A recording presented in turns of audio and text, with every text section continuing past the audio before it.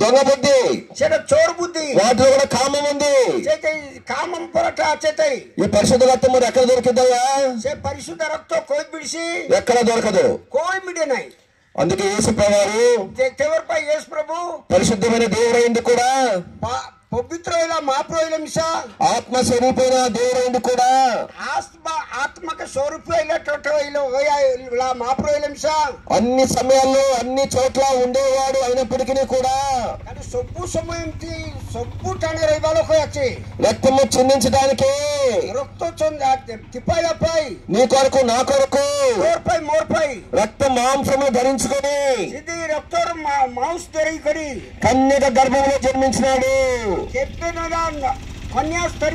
తిరిగి జనం కళలోకి వచ్చి పరిశుద్ధత విషయంలో శుభ్ర కరుబా విషయం తనను తాను రుజువుపరుచుకున్నాడు.